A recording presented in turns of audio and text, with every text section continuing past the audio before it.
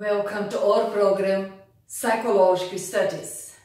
Today, the 15th module, In Search for the Truth. We are all, as immortal beings, in search for the truth within. And you should know the truth, and the truth should make you free. That is what the greatest psychotherapist, Jesus, is teaching to all of us.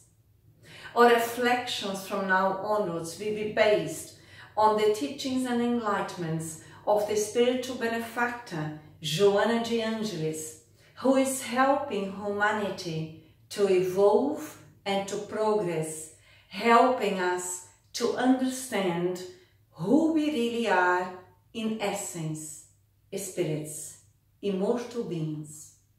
The human being is set in continuous transition, in process of incessant improvement in all aspects considered.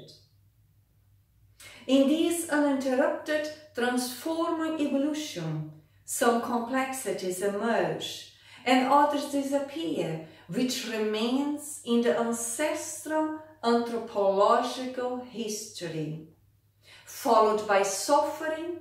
As one realizes self-discovery, it diminishes the burden of distress and widens the perceptions around existence, being able to work so that it is less and less distressing, granting the person greater freedom of thought, movement and action. Evolution means change for all of us. In the beginning, the liberation of suffering presents itself as an emergency through the afflictions that propitiate pain, anguish, emotional conflicts, frustrations, anxiety, and losses, and so on. Immediately after realizing it, the ego disarms and contributes in favor of solidarity and compassion, steps that denote the presence of love in the psychic and emotional, favoring the self with the legitimate understanding of reality. We are immortal beings, learning through our journey. It isn't at this moment that a person is predisposed to intuition, to flashes of insight, admirable extra-physical fields of perception that leads to individuation. Our journey of evolution is referring to the process of our individuation as unique beings in the universe as we all are. To be born, to live, to die, to be born again is the natural law. It is essential to discover something deeper, which is the practice of charity as a process of evolution, of self-enlightenment. Evolution is understood as liberation from ignorance, from the evil that exists within each person, each one of us, the absence of cruelty. When the self identifies the need to be kind, charitable and affable, bearer of compassion and humanitarianism, it shifts from the conventional function to externalize the divine that exists in itself, bringing it closer to God. Our journey of evolution, or our search for the truth, will naturally lead us closer and closer to God, our Creator, the Creator of everything and everyone. It is thanks to this slow and continuous process that transforms it into the real support of the being, from which the most beautiful expressions of life and fulfillment are produced, instilling courage and joy of living, even when circumstances are difficult or marked by sufferings that are parts of the agenda responsible for self-enlightenment. From the primitive man to the modern, there is a tremendous abyss marked by countless achievements and sacrifices, which dignified him, propelling him to continuous advance towards the infinite. In view of its fragmented nature, aggressiveness cannot yet be controlled. After the valuable resources of education and instruction, of knowledge and logic, of identifying all the resources that make life happy and easy, or disqualify life in the order of evolution. There has been predominance of instincts to the detriment of reason, of selfishness in relation to altruism, of animal nature in the face of a spiritual nature, the fixation on the body and its real as false needs, in which it developed excessive ambitions, at first as basic for the preservation of life, later, however, as a resource of power to enjoy, giving vent to the moral inferiority, not overcome, that binds it to the primitive passions, responsible for the sufferings in the present. Despite all the philosophical, sociological, ethical, and moral challenges, man did not achieve an identical development in this area. External evolution is easier to attain than the one of inner nature, which imposes a special vigilance and sacrifice in the area of feelings and reason. We are all, through the journey of evolution, learning to develop those inner, profound potentials. The essential aim of human existence, from the psychological point of view, in the Jungian view, is to enable the individual to acquire his totality, which gives him the perfect balance of the opposing poles. Jung had established that the human being possesses a bipolar structure, acting between these two different states of their psychological constitution, as with the anima and animus archetypes. Every time an aspiration occurs to the person, the opposite pole opposes itself, taking it to the other side of the question. When the individual exalts himself in any form of personalism, he is masking the other nature that is also inherent in him. If the individual attributes relevant virtues and values to himself, they are results of inner fantasies, of what he would like to be without having achieved it. Oneself opposes the other, the inner struggle. We can easily perceive that when we are dealing with our enlightenment process, the inner conflicts. One is aware, vigilant, the other is unconscious, asleep, that awakens, triggered by the opposite. One is in reason, the other in feeling, or vice versa. So we need to become aware of what we are thinking and what we are feeling. The non-vigilant and unhealthy administration of this opponent is presented as insanity, which prevents lucid reasoning, the presence of reason. Then we stay temporarily in the irrational level. This double being is constituted sometimes as a result of acquired knowledge, of lived experiences, while the other is totally unknown, remaining hidden, always lurking. The noble young uses an image loaded with modern logic when he clarifies. The human being lives as one whose hand does not know what the other does, which induces the memory of the thought of Jesus when he refers to the sublime action of charity.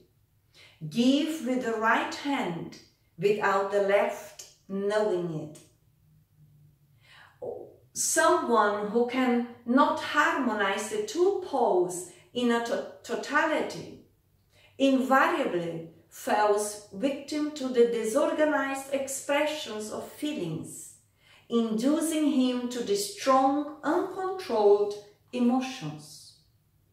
In religious traditions, they express themselves as good and evil, or angel and devil, continuing in the sociological aspect in conceptualization of right and wrong, darkness and light, the beauty and the ugly.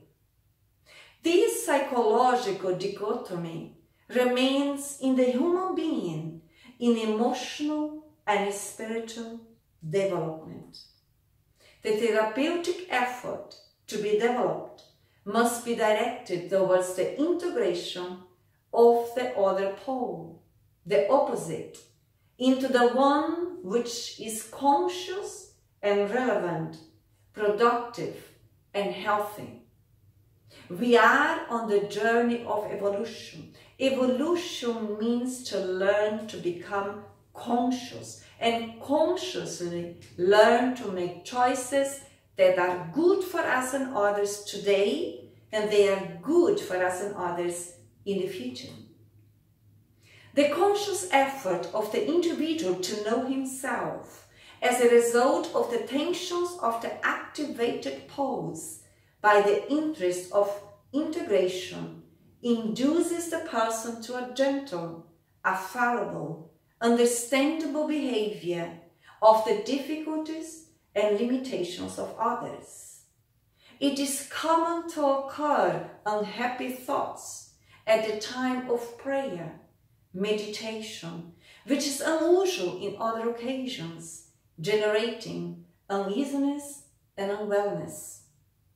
When we start our program of self-encounter, self-knowledge, to disarm ourselves, it's natural that we will perceive more intensively the other pole's references.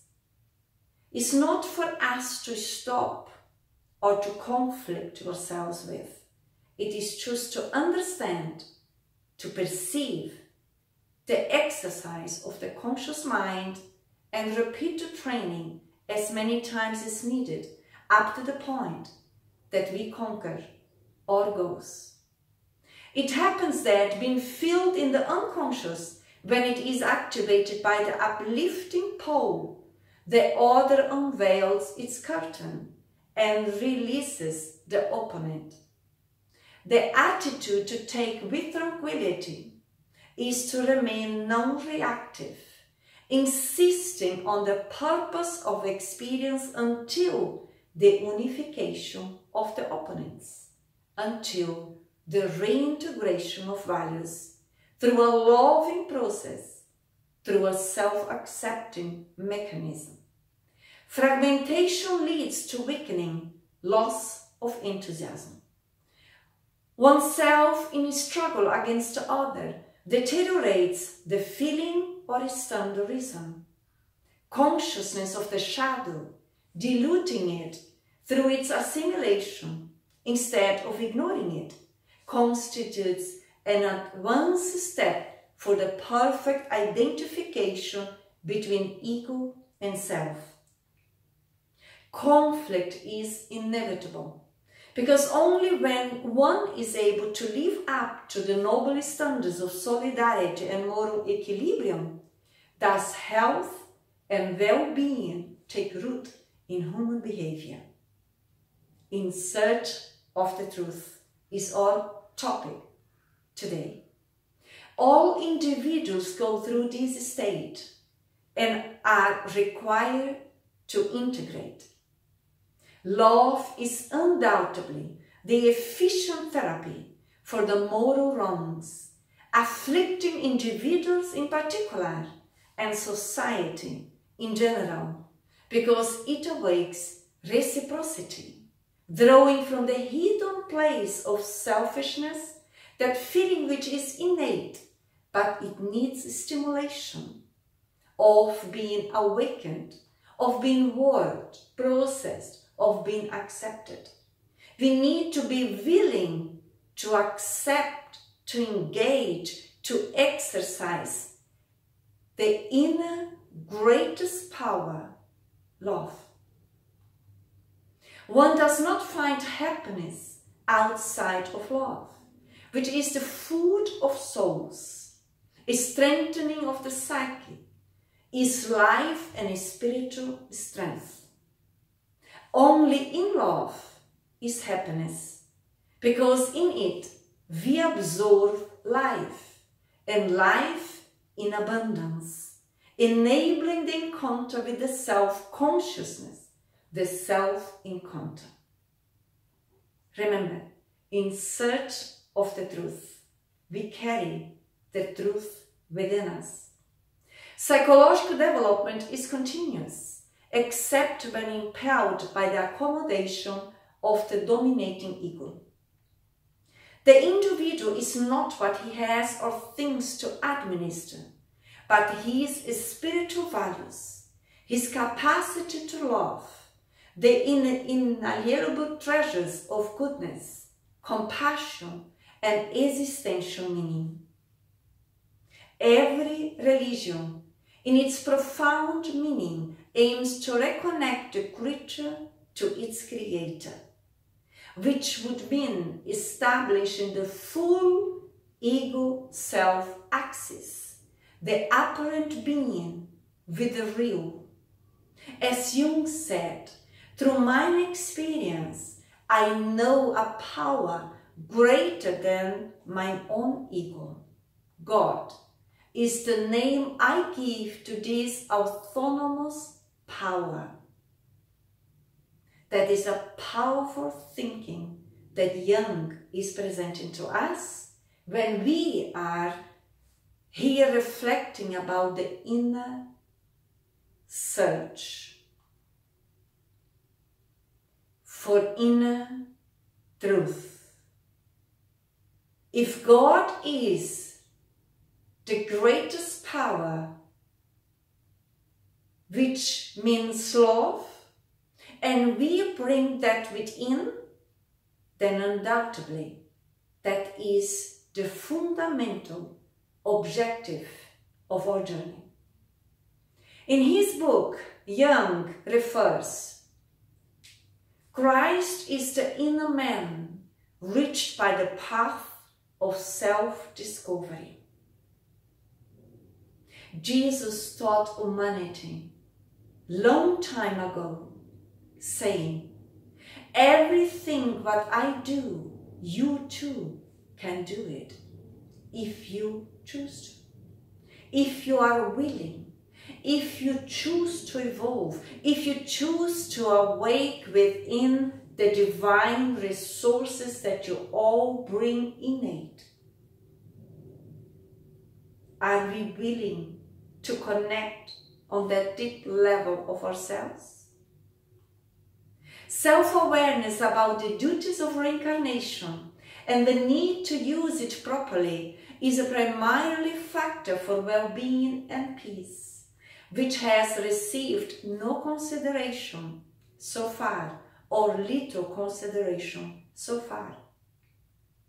In the comprehension of the reincarnationist concepts and all its content of archived but not yet dead memories. In all the contents of the memories that are stored on our unconscious level, The current existence of each individual is always the sum of those experiences that need liberation. The development of intelligence contributes in an objective way towards the conquest of individuation. Of course, we need to develop our intellectual intelligence in order for us to learn, to study, to reflect, and to be willing to search more and more into the pathway of truth. And in that way, developing our individuality, that is to say, our unique way of being. But not through intellectualism without the cooperation of moral conceptualization of the ethico-philosophical sense of behavior. In the Jungian concept, full and total individuation cannot be achieved for obvious reasons in the face of its transcendence to consciousness, which means the momentary impossibility of the spirit reaching the infinite horizons of perfection, belonging only to God. We are beings who are perfecting ourselves gradually. Within these limits that concern the individual, fullness means a state of enlightenment and peace, not absolute conquest in the relativity of his evolutionary process.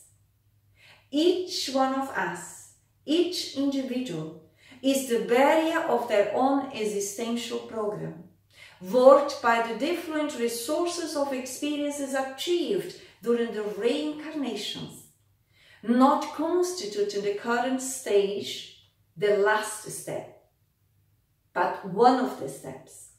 All their effort must be directed towards overcoming the impulses of aggressiveness and egoic instincts, developing feelings of identification with harmony and well-being, with the workings of solidarity that fosters the progress of all, with the exercise of fraternity, which develops the altruism, where we find out that we are all interconnected and all beings and creatures of love. The joy of living is one of the most valuable psychological tools for the success of human progress. Through this feeling, all experiences acquire profound meaning for all of us. For the joy of living, specific emotional conditions are needed, such as healthy mental procedures in which active thinking and imagination are exercised on daily basis, work in the aspirations of order and duty, noble action and solidarity, progress and abnegation. When the mind is focused on the significant efforts of moral, social, spiritual, artistic, or other elevations, the expressions of suffering lose their predominance or lose their preponderance in emotion and cease to influence behavior. It is our inner choice. Where we focus, we expand reality. The human journey in the body must constitute a full goal for the reunion with the integral life. Again, Jung said, the unconscious psyche makes very little case of death. In search of the truth, as being in progress, as beings in evolution, actualizing ourselves constantly as immortal beings. Therefore, death does not exist. We only free ourselves from physical body. As Jung said, the unconscious psyche makes very little case of death, because the spirit survives the body, and we continue learning, progressing and evolving. The encounter with truth frees the being from ignorance and fully integrates it into life. In this way, the quest for truth should not cease. When we are connected with our process of actualization, which is a constant moving for searching more and more within, finding out more and more inner potentials and qualities, new ways of living our experiences in a healthy psychological perspective, this process will not stop. Especially if you consider ourselves that we are immortal beings, where we on daily basis, in every moment, have the opportunity, the possibilities to search more and to exercise more kindness, more love within. And when we say love, we refer to the unconditional or unconditional love. The love that is not attached to anything or to anyone. The love that frees us from our own passions, from our own illusions, from our own mistakes. So let's start or carry on our journey in choosing to love more ourselves, from that deep essence level onwards. We are all divine beings in evolution, essentially beings of love, light and peace. May we carry on motivating us today to be better than yesterday and tomorrow better than today, as a consequence of understanding the good that we do to others is the good that we are doing initially towards ourselves. Let's trust the process of evolution in a loving way, continuing learning day by day. Much peace to all.